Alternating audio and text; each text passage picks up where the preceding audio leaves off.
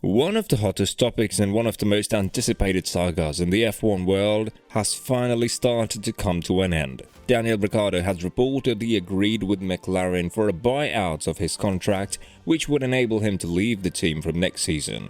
It seems like Piastri to McLaren is already a done deal, although it hasn't been officially announced. This leaves Ricciardo with multiple options in his career, depending on whether he wants to drive the next season or enjoy the buyout contract money and sit out the 2023 season.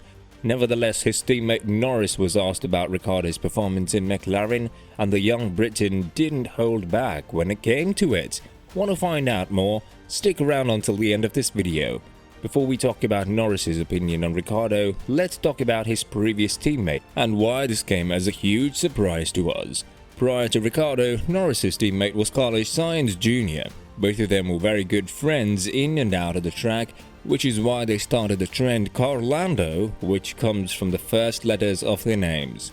Not just that, both of them led McLaren to a P3 season in 2020 in the Constructors' Championship, and even though Sainz left McLaren for their fiercest rival Ferrari in 2021, they still remained close friends.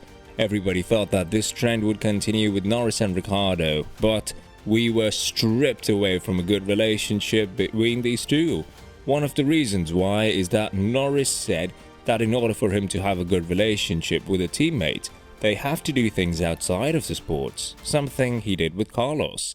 With Sainz, I played golf from time to time. We competed on the simulator and stuff like that. To have a closer relationship, one thing is clear, and that is you need to spend time together and have fun, and golf is one of those things that makes everything better, said Norris. Drive to Survive, which is a documentary on Netflix that goes deep into the lives of F1 drivers and their teams, tried to make a rivalry between Ricciardo and Norris. This has been denied by both of them, which yet again led us to believe that both of these drivers are in a perfectly healthy professional relationship. Nevertheless, what Lando said after Ricciardo has agreed to a buyout with McLaren made us believe that the young Briton is truly as arrogant as fans have started to portray him after the Azerbaijan GP. Asked about if he has sympathy for his teammate, Norris said, "I would hate to say it, but I would say no. People will probably hate me for saying it. It's difficult because I never know if I might encounter that in the future with this car or with a different team or whatever. So I never want to contradict myself going into the future, but I've just got to focus on my driving, and it's not my job to focus on someone else. I'm not a driver coach. I'm not here to help and do those kinds of things. I'm here to perform at my absolute best, and that's about it. It's difficult though when people start to have an expectation that it's my job to also just start doing these things and helping and describing this and doing that when that's not really the case. And it's also the case that if I don't perform well for a few years, that it can also be the end of my career and the end of me driving in Formula 1, so I've got to focus on myself for the majority of it," said Norris. One could understand where Norris comes from, but if we are being completely honest, McLaren has regressed heavily when it comes to the 2022 season. Even he said that the car is currently overperforming if you look at his performance, and the podium that he scored in Imola is truly one that he has no idea how he achieved.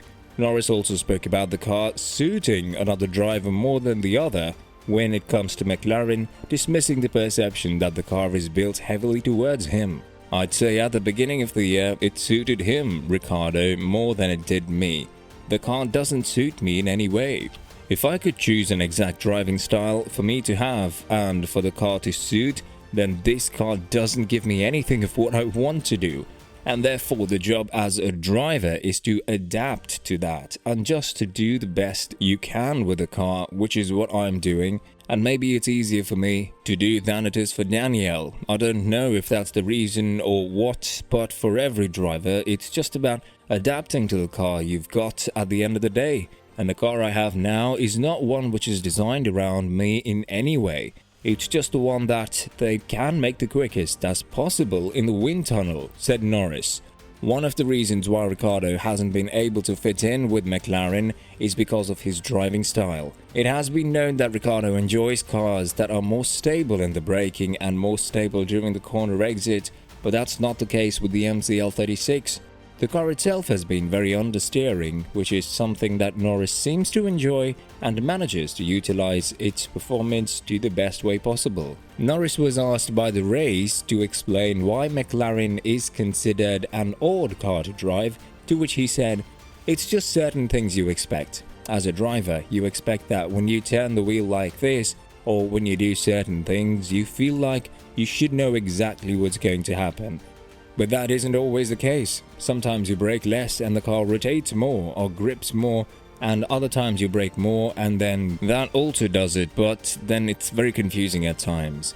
A particular corner, if you have to do it one way, the next corner you have to drive it in a different way.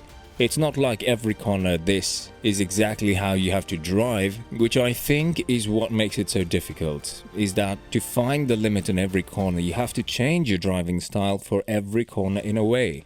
It's probably easier for Daniel to say because he came from Renault and from Red Bull, but I guess as a driver you just have certain expectations for you when you steer this amount, the car rotates this amount, and then you throttle and it does this and whatever, but at times it always just feels a little bit disconnected, like you expected it to do one thing and it doesn't quite do that.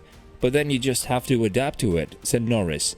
Regarding Ricciardo's future, he could drive for two teams in the next season, Alpine and Haas.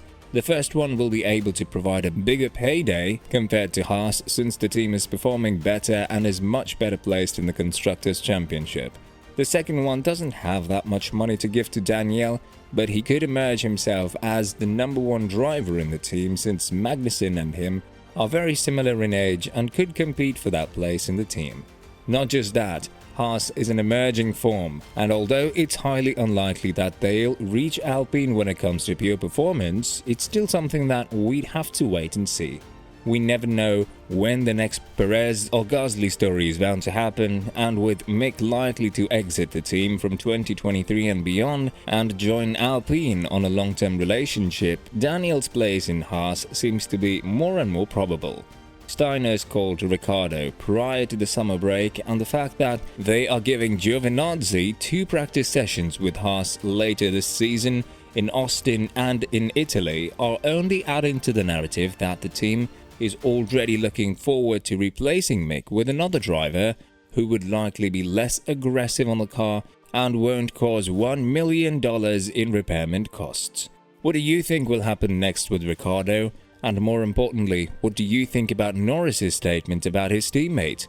Let us know in the comments below.